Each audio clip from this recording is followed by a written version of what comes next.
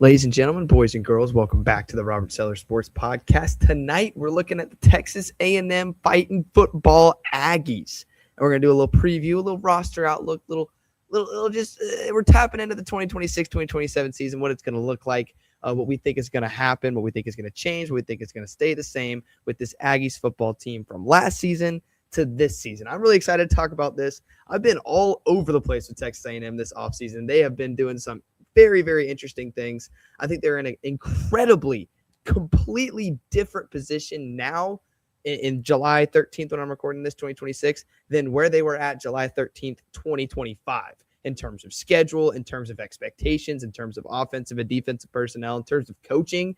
This is a completely different outlook and a completely different video that I would be making today than a year from today. Like, legitimately completely different. So that's why I'm really excited to talk about this. Overall, I think A&M is going to be very interesting this year. Just a brief outlook on them. I think their defense is going to be absolutely sensational. I think it's going to be spectacular. One of the best in the country. Offensively is definitely where the questions lie, though. It's going to be fascinating to see how on earth this A&M team is going to find ways to move the football. Obviously, they have weapons. I'm not saying their offense is going to be terrible. I'm not saying it's going to just be the worst thing ever. It's going to be like watching paint dry. But I don't think it's going to be nearly as elite as their defense is going to be. So with that being said, let's get right into it. Let's look at what the Texas A&M Aggies did well in the 2025-2026 season. Now, obviously, they did a lot of things well. 2025 and 2026 is one of the best seasons of Texas A&M football ever. They won 11 games in the regular season in the SEC. It was phenomenal. They had huge on-the-road wins against Notre Dame. Games like that Texas A&M historically never wins. Like they don't go into South Bend and win those games. They don't go into Death Valley and blow out LSU. At least over the last 20 years, that just hasn't been a Texas A&M thing. And they did it multiple times last year. They had a historic comeback win against South Carolina. It was a great year to be a Texas A&M Aggie. And then, of course, they fall to the Longhorns yet again for back-to-back seasons. They don't love hearing that, but it happened. And then they lost in the first round of the playoffs in a very disappointing performance to the Miami Hurricanes. So it ended on a bit of a sour note. But overall, legendary season for Texas A&M. And I think that really just completely changes everyone's expectations about this Texas A&M football team. Like, if we go back to last year, what everyone was saying about Texas A&M was, okay, yeah, Marcel Reed has shown flashes. Mike Elko, he had a great first year. All this sort of conversation about how good we think the team could be, but it's always just, but A&M, they're always just going to go 8-4. They're always going to go 7-5. That's just the A&M way. We're going to look good, but then at the end of the day, we're not going to do anything special. We're going to go back to our mediocre ways. That's just sort of the outlook on Texas A&M football entering last season. But entering this season, that is not, I haven't heard that at all. I live in Houston, Texas. I live in the middle of where everyone is Texas A&M fans. And I haven't heard a single Texas A&M fan go, we have a pretty good team this year, but, we'll probably just end up going 8-4 again. It'll probably just happen. That's just all that we do. But I have not heard that because the expectations have completely changed around this program. Now the expectation is, okay, we just won 11 games. That was one of our best regular seasons ever. The expectation is not only to do that again, but to do something else. I think A&M fans would tell you, no, that was a great season. But now we want to make the SEC championship. We want to go to Atlanta. Or we want to beat Texas this year or something like that. Last year was awesome. I'll take that. But there could be a step further. And I think that's very dangerous waters for Mike Elko. Because, again, Mike Elko entered this program when the expectation was, okay, we're just going to go 8-4. And so when he went 8-4 in his first season, people were like, hey, this guy went 8-4, but he did it looking pretty cool. I like this. And then he went 11-1. And then people are like, oh, my goodness, he's our savior. He won 11 games. Let's give him the extension. Let's make him here for a long, long period of time. Now that's the expectation. So not only are you going into this new season with all of those higher expectations if you're Mike Elko, but you're also going into this season with an infinitely harder schedule. Last year, Texas A&M, obviously, they played some big games against big teams. They won at Notre Dame. They won at LSU. They beat teams like Auburn and Florida at home, which are high-quality, good SEC rosters. I don't care about their record. Those are good football teams, and not everybody beats those teams. So I don't want to take any credit away from how great of a season they had last year. But their schedule was by far the worst in the SEC. Not even close. They didn't have to play Georgia or Alabama or Ole Miss or Tennessee. They had to play Texas, but they lost to them. They didn't have to play Vandy. Literally, all of the good teams in the SEC, A&M didn't have to play. This year in the SEC, they got to, oh man, they're going through it. They got to go at LSU. They got to go at Bama. They still got to play Texas. They got a lot more games to worry about. They got to go at Oklahoma. It's a completely different beast. So now that they have the expectations that they do, and now they have the schedule that they do, it's going to be really interesting to see what happens, because I see two possibilities. A, the expectations are met, and Mike Elko is just an absolute genius of a coach, and they have just as good of a season this year as they had last year. And if that happens, all credit to Mike Elko. He will be one of the best coaches in the SEC by the end of the year if that's true. If it doesn't happen, if A&M, very reasonably goes 8-4 or very reasonably goes 9-3, people are going to start talking about, oh, it's going downhill a little bit. Now we're back to our old Aggie ways. And I just think that's a little bit unfair to have those expectations on Mike Elko and on this team, given their schedule and given their roster talent. But that being said, let's look statistically at what Texas A&M was able to accomplish last year in terms of my Rob Sell ratings. If you don't know about the Rob Sell ratings, it's basically like KenPom, the way that KenPom works for college basketball. It just sort of gauges which teams are the most efficient in the sport and then uses that as a projective model. I made the same thing, but for college football. And per my money, per my statistics, A&M was the 10th most efficient team in college football last year, playing in the SEC. This is not adjusted for strength of schedule. That's very impressive.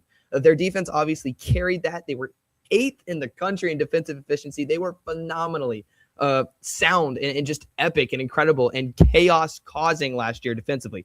They're 4th in havoc rate. The havoc thing you see right there, that's basically the rate at which the team forces any sort of havoc play defensively, whether it's sacks, fumbles, tip passes, interceptions, anything like that. A&M was better than almost anybody in this category, better than anybody in the SEC. They were not so great in the red zone, obviously. We'll talk about that in a second. They were not great in the red zone. And then tempo-wise, they were pretty high, so they ran plays pretty fast. But what A&M was able to do better than anybody in the SEC was get home, or better than anybody other than, I forget who was first in sacks in the SEC. It might have been, I don't remember who it was off the top of my head, but they were second in sacks in the SEC. They were phenomenal at getting to the quarterback, especially on 3rd and long. They were super creative with their blitz packages. That's just a Mike Elko thing. If it's 3rd and long, he's running some sort of sim pressure at you, they're going to get home. And they also had, on top of the amazing sim pressures where it's like, okay, we have a better blitz formation than you can block, we're going to get to the quarterback. They also had one of the best pure pass rushers in college football last year in Cassius Howell. He's obviously on the NFL now. I forget who drafted him, but he got drafted. He was an amazing player. So having him and the sim pressure, which, again, I'll talk more in depth about in a minute when we look at the tape, but that was the reason that A&M was so amazing defensively. Because of that, they were 3rd in pass yards allowed per game just because they got so much pressure. When you get so much pressure, it makes it so much easier on the defensive backs to just be able to guard for longer. Or not as long, rather, because if you're getting pressure all the time, you don't have to defend as long. And that's what A&M did so well. They got so much pressure that the coverage mattered, but it didn't matter as much as it would have if, they were Georgia's pass rush where the quarterback could just sit back there for years. But you do have to give some credit to the corners on A&M, and we'll talk more about that in a second. I'm talking about last year for A&M. And offensively, they really leaned on their offensive line and their athletes to make plays. Their offensive line was one of the best in the country last year. They were 1st in the SEC in sacks allowed, hardly allowed any sacks because they were just so elite at pass blocking. And then they had guys like Casey Concepcion and Mario Craver who were just dynamic with the ball in their hands. So that was A&M's main success offensively, was we're going to have a great offensive line, and we're going to run the ball pretty well. 3rd in the SEC in rushing yards per game. We're going to run the ball very well, and we're going to pass block well enough to give our quarterback time and for our receivers to make plays after the catch. That was the offense last year. But now we're going to look at the coaching staff for this team. And I think that coaching staff should be looked at before anything else in terms of gauging a team's success and what it's going to look like in the next upcoming year. That's because even if you have amazing players and you have amazing talent, but you don't have good coaches that know how to put them in the positions that they are best at succeeding, then you're not going to succeed. That's not going to happen. All right. And I'll use this analogy every single time I do one of these season previews because it's such a good one. And I literally will not grow tired of saying it. But if I'm going to watch a movie, the first thing I'm looking at is who is the director, who is the producer, who are the people that are making the soundtrack, who are the people that are doing the costume design and the casting. Because if those people are great at their jobs, frankly, it doesn't matter who the actors are. The movie is going to be fantastic. But obviously the actors are who you see. You go to see a movie poster, it's going to have Timothée Chalamet's face on it. It's going to have Brad Pitt's face on it because those are the flashy people. So that's the equivalent to the players, right? The personnel on the team. Obviously, when you see an A&M sign hanging up on Kyle Field, it's going to be Marcel Reed. It's not going to be the quarterback coach, Joey Lynch. But Joey Lynch is almost just as much responsible for the success of Marcel Reed as Marcel Reed because he's coaching him and he's being there for them the entire time. So that's my point. With that being said, let's look at the coaching staff. Obviously, Mike Elko is here for his third season. A lot of people are big-time believers in third-year coaches. Their third year is really producing their best stuff. If that's true for Mike Elko and his best stuff is better than what he had last year, that's fantastic news for Texas A&M fans. But the main thing to worry about if you're Texas A&M are the new coordinator hires, because obviously when any team has a good college football season other than the Indiana Hoosiers, their coaching staff gets poached. That's what happened with A&M. Offensive coordinator gone, defensive coordinator gone. They replaced them both with in-house guys. An offensive coordinator, their new one is Holman Wiggins. It's his third year on staff at Texas A&M, his first as offensive coordinator. And defensive coordinator, they have Lyle Hemphill, second year on A&M staff, first as defensive coordinator. The good thing to note from hiring within your system is that the system itself doesn't change very much. So it's very easy to project what the offense and defensive scheme is going to look like because these coaches were on staff last year. The hard thing about it is that these coaches didn't pioneer that system. They weren't the ones that were running it. They weren't the ones that were, aggressively coaching it. Now they're doing that. So are they as hard-nosed about their scheme? Are they as passionate about it as they are? Are they as I'm going to die on this hill about it? That's the thing that you got to watch out for, because if they're not, and they start, slipping in some of the others, it's like when you're tailing someone in sports betting, right? And I don't sports bet personally. I think it's very dangerous, slippery slope. But if you're tailing someone in sports betting, they always say, hey, if you're going to pick and choose which one of my bets I'm going to recommend you, just don't do it. Like you have to be fully 100% in on me. If I'm betting on these 5 things and you want the success that you think that I'm going to have, you need to also bet on those 5 things. You can't throw in your own stuff. And to me, that's sort of the danger of hiring a coordinator within staff, is that they have this system that is already proven, that has already been doing really well. That's why the other coordinators got rehired elsewhere. But sometimes they slide in a little bit of their stuff. And sometimes it doesn't quite work because the system is supposed to be designed with your own stuff not being thrown in there, if that makes any sense. A&M also lost a ton of staff defensively. I think this is a very important thing to look at. New defensive line coach, new defensive tackle coach, new linebacker coach, Travis Williams, who was Arkansas's defensive coordinator before this. I thought that was worthy of note, so I put that on there. New offensive line coach. Cornerback coach is returning, but it's the first time that he's been the head cornerback coach, and Bryant Gross-Armiento. And then the safeties coach is returning. But it's just a very, very new look defensive staff for Texas A&M, which could be very interesting. It's really, if the defense is not as good as I think it's going to be next year, which I think it's going to be elite, but if it's not as good as I think it's going to be, it's because the staff is completely different and they don't do as good of a job. Offensively, it's pretty much all the same as it was from last year, minus the old offensive coordinator.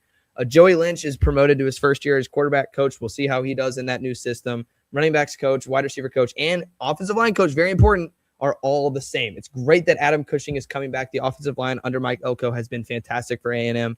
And the guy that's been coaching those offensive linemen is coming back. So I think that's a big-time return for Texas A&M. I think that's great stuff. But now that we've talked about the coaching staff, we're going to move on to the players, to the actual personnel that are going to be running the plays that the coaches are calling. And on offense, it starts with quarterback Marcel Reed. Listen, I think Marcel Reed is – a lot of people have their opinions on this guy, right? A lot of people say he's amazing. He's the savior of Texas A&M football. He's awesome. Money Marcel is what they call him. I freaking love that. Money Marcel. I mean, come on. That's alliteration at its finest, and it's got the word money in it. How do we not love it? But a lot of people really don't like Marcel Reed. A lot of people are out there saying this guy's got no chance to do anything with his career football-wise, and he should be the starting quarterback at Texas A&M. So a lot of people are on polar different sides with Marcel Reed. Here's my 2 cents on the guy. I think he's a fantastic football player. That's what I think about Marcel Reed. He's a great athlete. If you run man coverage against Texas A&M, you better quarterbacks by him, and even then he will probably make you pay. If you watch the LSU game, you know what I'm talking about. I think that at times he is incredibly accurate. I think that he is a good enough job at running that Texas A&M RPO system that he can still stay in there and be an effective quarterback. I think he's really fun to watch. I think he's a great guy. I think he's got a lot of great confidence. Those are my pros on Marcel Reed. My negatives on Marcel Reed. I don't think he's very strong. And it's important as a quarterback to be very strong, not only so you can be strong in the pocket, but also that you can rip the ball in tight windows. It's very important to have that arm strength. And he doesn't really have a lot of that. He doesn't do a great enough job stepping into his throws. A lot of times when he's going deep, he needs to overcompensate for his lack of strength with just whipping the ball as hard as he can, and then he loses accuracy. So do I think Marcel Reed has a potential career in the NFL? No, I don't think his mechanics are good enough. I don't think his strength is there. But I think Marcel Reed improved a lot throughout the year in trusting his offensive coordinator, trusting the play calls, trusting the offense, and being confident and strong in the system. And I think that's important for any quarterback to do. So I think Marcel Reed is very coachable. I think he's a great athlete. I think he's an awesome football player. And if Texas A&M ends up losing a lot of games this year or their offense doesn't look as good, I would not blame it on Marcel Reed. The thing that I would blame it on is the offensive line. Okay, and let me show you why. Hopefully this doesn't play right away. Okay, so this is what A&M's offense normally looks like when it's just set up on a normal first down and 10. Usually they run a lot of 12 personnel, which means 2 tight ends. They run a lot of it.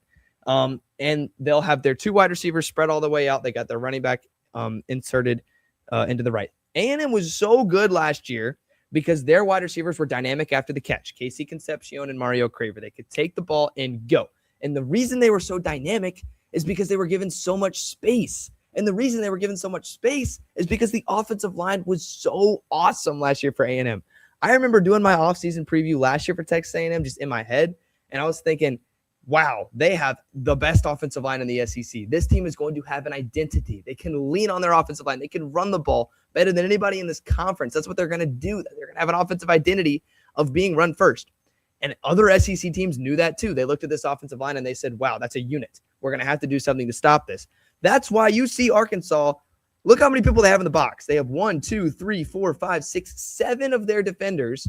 Wait, did I even count that wrong? 1, 2, 3, 4, 5, 6, 7. Yeah, they got 7 defenders in the box on this play, damn near 8. And basically, this is done with the purpose of stopping the run at all costs because they know that's A&M's strong suit. The offensive line this year for Texas A&M is not nearly as talented and is not nearly as experienced as it was last year. So my outlook on Texas A&M offensively is almost completely different this year than last year because they don't have that offensive line to lean on. What is that going to lead to? You see those 2 one-on-one opportunities that A&M has on the outside? They're not going to have those because teams aren't as afraid of Texas A&M's offensive line and their run game. They're going to be able to not crowd the box as much. They're going to be able to bracket those 2 receivers. They're going to be able to give them fits and not let them be as dynamic after the catch because there's going to just be more bodies over there. And A&M, if their offensive line is phenomenal again, if they pulled a bunch of rabbits out of the hat in the portal, that's awesome. Okay, I hope that for them. But I just don't see that being super realistic. I don't think the offensive line is going to be as good this year. I don't think they're going to be 3rd in the SEC in rushing yards per game. And because of that, the offense, in my opinion, is not going to be as dynamic. Because when you don't have that run game, you're relying – who are you relying a lot more on? You're relying a lot on number 10, on Marcel Reed, to sit in the pocket against, multi-layered coverages in the backfield and try and sit back there and make decisions. And he's not very elite at that. He's elite at spitting the ball out to his wide receivers so they can make plays. And he's elite at making plays himself with his legs, not necessarily as elite with his arm, which is what he's going to have to do this year because his offensive line isn't as good. He's also not going to have, 2 years to just sit back there and decide what he's going to do because his offensive line is not going to be able to give him that this year because it's not as good. That's the most important thing to note. So I'm just showing you this right now because this is what it normally looks like. If we go back to the personnel and you see why I'm not as high on this Texas A&M offensive line, a lot of them are new guys. They returned 1 starter at the center position, Mark Naboo Jr. And I love the center position, but the center position is not the most important offensive line position out there. They got Wilcom Formby, the transfer from Alabama. Guys, Alabama has been one of the worst pass blocking teams in the SEC for multiple seasons.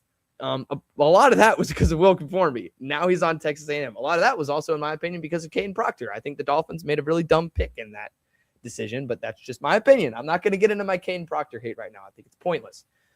Their guards, I think Cohen Eccles is from LSU. You remember LSU's all their run problems last year? Yeah, Cohen Eccles, man. I mean, yeah, go for it. Sure, whatever you want. I don't trust this A&M offensive line. I don't think it's not nearly as good as it was last year. And I don't think it's going to be all that. So that's just my 2 cents on it. Wide receiver wise, this is really interesting. This is a positive note on Texas A&M. They returned Mario Craver. Awesome. I think a lot of people have unrealistic opinions on Mario Craver, but I'm going to talk about that in a second. They also get Isaiah Horton out of Alabama. Isaiah Horton theoretically is an absolute beast. Actually, he's not as consistent as you might want, but he's theoretically a beast. And wide receiver coach from Texas A&M, his name is John Perry. He's been there. This will be his second year on staff. He did a pretty good job with Casey Concepcion and Mario Craver. We'll see if he can do the same with Mr. Isaiah Horton. But theoretically, he gives this offense a lot of open space. And I'm going to show you this clip again as a comparison of why. So A&M last year, they had Casey Concepcion and Mario Craver. What they were missing in the wide receiver room was a big old 6'5" dude who could just sit out there on X receiver and make you bracket him, right? That's what Isaiah Horton is. He's like 6'4". He's really, really big, and he makes you double team him. With A&M, they didn't have that guy. Casey Concepcion and Mario Craver were little short, shifty guys, and it's great to have them. Obviously, they were dynamic last year, but they didn't have that big-time vertical threat that they could just rely on. It changes an offense, especially an RPO offense that Texas A&M runs, when you can have a dominant X receiver that you can just say, oh, you're favoring numbers to the left, you're favoring numbers to the box. We're just going to give our guy a chance on the back shoulder. Instead of that, when A&M ran these plays, they ran these choice routes, and they threw a lot of hitches. And hitches are great, but hitches a lot of times are 4 yards. But when you can have, Isaiah Horton who can go dunk on you, and he's going down the sideline, 4 yards turns into 15 yards. And 15 yards turns into a safety bracketing and theoretically more run room for your weak offensive line. Weak is a stretch, not as good offensive line. Mario Craver is fantastic. Let's talk about Mario Craver in a second. I love Mario Craver. I think he's amazing. I think a lot of A&M people think of Mario Craver as this awesome, dynamic, epic outside receiver that can torch everybody. That's not what Mario Craver is. Mario Craver is a slot guy through and through, in my opinion. He's like one of the best gadget receivers in this conference. This right here is a great example of that. This is where A&M will be using him next year. And look who's at the top of the screen. It's Casey Concepcion. He is awesome at the top of the screen of the wide receiver. That's not where he should be playing. He should also be in the slot. This year, that Casey Concepcion is going to be Isaiah Horton. And you cannot do this coverage if you're Arkansas. You can't play cover one robber with 6'4" Isaiah Horton right there. He's going to go dunk on that corner on the top of the screen this year. But that's not what I'm talking about. I'm talking about Mario Craver right now. They're going to motion Craver in. They just did. Yeah, there he goes. He's going to motion back. This is what Craver is great at. Arkansas is running man coverage. Spit the ball out to him. Let him make people miss in the open field. This is what Craver is so good at. So I really like what A&M has theoretically this year at the wide receiver position with Mario Craver in the slot who can make people miss. We know what he's good at. He had like over 900 yards receiving last year. And then at the X receiver, this is my point. LSU is running man coverage on this clip. 2nd and 10, Isaiah Horton's at the top of your screen, one-on-one in man coverage with, I don't know exactly who that is off the top of my head, but LSU has absolute maniacs at corner this year. So that could be any of them. But this is what he does really well is he just goes and dunks on people. Okay? When you run that coverage, like LSU just did, with man coverage, just one-on-one with Isaiah Horton up there, and if A&M is running their RPO offense, when Marcel Reed decides to look over there, it's not going to be a 4-yard hitch, okay? It's going to be a 15 to 20-yard dunking on of person, for better lack of football terminology. So that's the A&M offense. That's why I think they're going to be really interesting this year. They also got Micah Riley, who hasn't really done much. I don't really know much about Micah Riley, but I feel like I should mention him. Also, Ashton Bethel Roman is really cool. I like him a lot. He's not like, oh my gosh, this guy's so amazing. This freshman last year, he was incredible. He was a lot of fun. He made a lot of big-time plays. I really like him. I think he's perfect in the Z position for Texas A&M. He's going to get better and better as the season goes on. I really like him. So the wide receiver core is theoretically awesome. I keep saying theoretically because Isaiah Horton doesn't really dunk on people all that often. He does it very rarely. So if he can get better, it will be actually awesome. Right now, it's just theoretically awesome because I just don't know what type of player we're going to get with Isaiah Horton. At the running back position, I love Reuben Owens. Theoretically, he's going to get a lot of the carries this year. He's going to be the main guy. The problem with that, or the great thing about that, is he's very athletic. He's incredibly shifty. I love his twitch and his elusiveness. His high school tape is awesome. He's dynamite. If he has a hole, usually he's just taking that thing and going. He's really fun to watch. I love Reuben Owens. The problem is, last year he kept falling down. Like, it was a big-time problem. I talked about it after the Texas game. Texas game, he should have rushed for like 150 yards. He kept falling down, just straight up. He would get a carry, and he would like hit the hole, and he would just be leaning forward, and he would fall down. I have no other explanation for it. So if he can cut that out of his game, if he can stop falling down, maybe the run game can take off. Maybe. We'll see what happens. But anyway, let's talk about the defense. Let's talk about the great stuff with Texas A&M. Okay. And let me describe to you real quick. It's whiteboard time is what it is. I'm wearing my Frog and Toad shirt today, by the way. Shout out to him. But it's whiteboard time. If you don't know about whiteboard time on this channel, get ready because you're about to find out. Hold up. Let me get this right. And here is the whiteboard. So we got a lot to talk about with Texas A&M whiteboard-wise. Okay, so A&M runs a very interesting defense. I like to call it something very simple. The bump and run to simulated pressure, because that's what they do, right? On first and second down, they run bump and run man coverage. Now, listen, I'm not a huge fan of man coverage, just running it a lot, because I think it's very dangerous. I think it leads to a lot of explosive plays. I'm more of a fan of sitting back in quarters, sitting back in cover 3, making teams mount like 15-play drives. Because if the offense is on the field for 15 plays, A, they're going to be more tired, and B, they're prone to make a mistake, right? Because the more plays you make, the more chances of making a mistake that you have. But if you're sitting in man coverage like this all the time, like Texas A&M does, you're prone to give up big plays. Because all it takes with one safety, all it takes is one corner getting beaten. It's a touchdown. But I will say it works when you have really, really good cornerbacks who don't get beat like that. A&M has really, really good cornerbacks. They're not going to get beat. So what A&M does so well is they run fantastic man coverage where they lock you up. And because of that, it's really hard to run RPOs on Texas A&M. It's really hard to run the ball on A&M because man coverage simplifies everything, right? You're not guarding a zone. You're not guarding a spot. Your eyes are not going to be influenced. You're just guarding your man. So on RPOs, it's not like, oh, who's going to choose who? You're on your man. So it makes it way easier to defend. Same with just run gaps in general. It's so much easier when you're running man coverage and you can just have your gap. So that makes A&M really good on first and second down is because they can actually successfully run man coverage. Very few teams in college football can do it. It was like A&M, Ohio State, Georgia at the end of the year, and James Madison that could run bump and run successfully. So because of that, because they're so great at first and second down, they force a lot of third and longs. That's when we move to the Elko special over here, the simulated pressure. Instead of running very non-complicated Houston Texans style man coverage, we go into Seattle Seahawks sim pressure. That's what we do on third and longs over here at Texas A&M. We walk everybody up to the line, backers, nickels, safeties, and we don't know who's dropping. Okay, it could be anybody. And I'll show you some clips in a second of how they very successfully got home multiple times running their sim pressure. And then they play like cover 3 or cover 2 or cover 4 over the top of it. Very simple stuff. So this is the Texas A&M blueprint, right? The bump and run on first and second down to get you to third and long, and then the simulated pressure blitz is on third and long to get you off the field. Okay, that's what they do. That's what they mastered. That's the Mike Elko special. That's why he was successful at Texas A&M and at Duke, and why he got rehired at Texas A&M, because he did that very, very well. That being said, not the schedule. We're not looking at the schedule yet. Let's not get ahead. So let's look at who will be doing that this year for Texas A&M. The two corners, Des Ricks and Ricky Gibson. That's as good of a corner duo as you're going to find in college football. Both these guys are fantastic lockdown defensive corners. Des Ricks has been doing it for a couple years for Texas A&M. He's fantastic. He's the guy that does this, I'm pretty sure, after he gets the pass breakups. He does it a lot because he gets a lot of pass breakups. Ricky Gibson is the Tennessee transfer. I am a big fan of Ricky Gibson. I love watching this dude. He was opposite Jermod McCoy for the 2024 season. He was spectacular in that role. He's lengthy. He's athletic. He's a great man coverage corner. I think he's going to be fantastic in this system.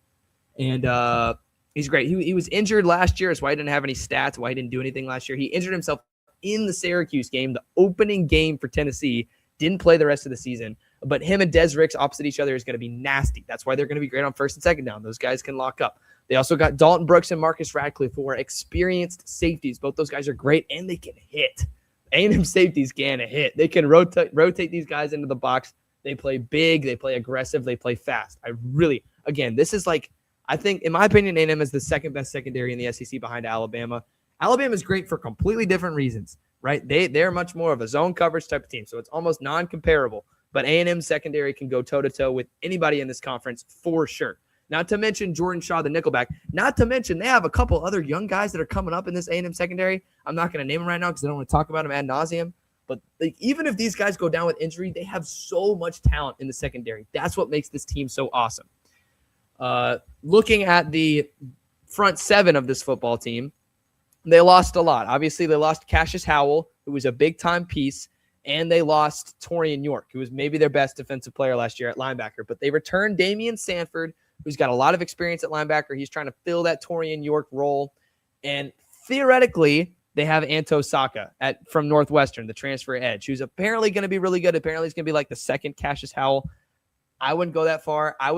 I heard like people talk highly about him, and I was like, okay, let me go figure this out. I looked at the tape. It was a little disappointing. I don't know. He didn't do great stuff at Northwestern. He had like 3.5 sacks last year. He's 6'4", 255, I think. So he's got a great build for an edge rusher. I don't see the burst. I don't see the quickness. I don't see the bend. But I could be wrong, and it could just be not yet to come. But I'm going to show you some tape now to get you a little bit more excited about how much I and the rest of the college football world, I don't know why I just went back to me, loves the Texas A&M defense. This sim pressure stuff, okay? This is the touchdown against Missouri. This is what they do. Look at the confusion that Matt Zellers is having to look at on this play. Matt Zellers was so bad last year, but look what he had to look at. They got a safety walk up. They got York on the far side. They got a linebacker that's going to blitz down the middle. It's crazy stuff. Like, this is what they do. You don't know who's dropping, who's coming, and it leads to plays like this.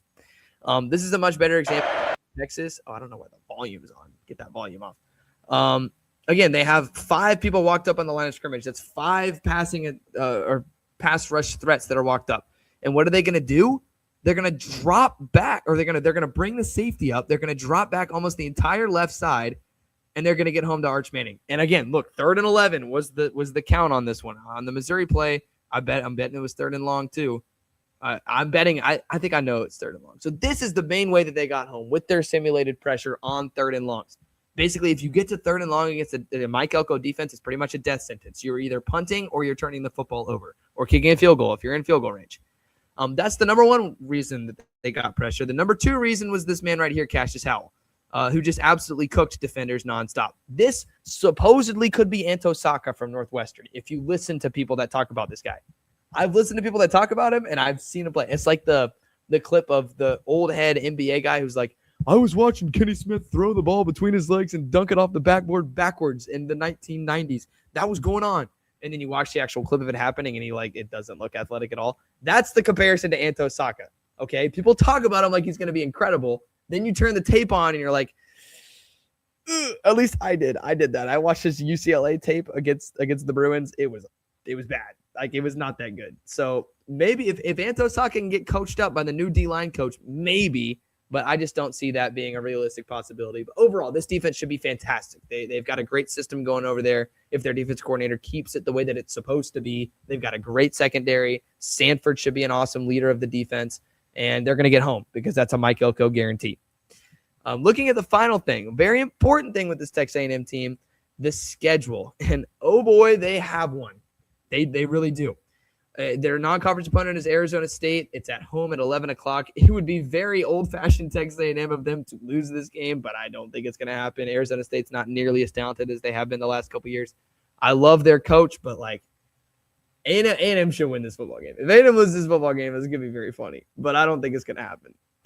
Then they play Kentucky. I think Kentucky is one of, if not the most slept-on teams in the SEC this year. I can't wait to talk about them. But it's at home. It's at 2:30. A&M should win that game. Then they got to go at LSU. Like, these are the – LSU is going to be really good this year. If you haven't watched my LSU preview, go watch my LSU preview, because I pretty much said they're going to win the SEC. LSU is awesome, in my opinion. They got to play at LSU. They got to play at Missouri. They got to play at Alabama, at South Carolina, Tennessee. Like, that finish to the year where they have to play at Bama, and then they get a bye, and then they got to go at South Carolina. They got to play Tennessee, at Oklahoma, and Texas. Wow. If you think they're going 11-1 with this schedule, then you think they have just an unbelievable team. Unbelievable. Because considering that they are playing at LSU, at Alabama, at Oklahoma, and Texas, and Tennessee, and at South Carolina, and they're only going to win one of those games, that's crazy. So here's where the unrealistic expectations meet much tougher schedule, right? I think if A&M goes 9-3 this year, given their schedule, that's a great season. Let's say they lose to LSU, they lose to Alabama, and they lose to Oklahoma, and they beat Texas. That's a great season. Or let's say they beat Oklahoma and lose to Texas. 9-3, yeah, there's even a chance they could squeak into the playoffs. Who knows what the other teams are going to do? But, like, if you go 9-3, A&M fans are not going to like it. That's the thing. That's just what I'm saying. But I think this is a very interesting schedule. They got to play at Bama, at Oklahoma. Those are, for my money, those are the 3 best defenses, other than, I guess, Georgia's up there. 3 of the top 4 defense in the SEC are Bama, A&M, and Oklahoma. So those games, A&M playing Alabama and A&M playing Oklahoma, are going to be so low scoring and so defensive, in my opinion. I don't think they're going to win against LSU. That's my opinion. I know they've had LSU's number the last couple of years, but I just think LSU's so good this year. And then Texas. If they can get the Texas monkey off their back, that'd be great. That game's on a Friday night again. It's at home. It's just crazy. They're going from bye week to at South Carolina, Tennessee, at Oklahoma, and then 6 days later, Texas. Like, that's nuts. That's a crazy way to finish the season. But we'll see. We'll see if Elko can do it. Brief summary.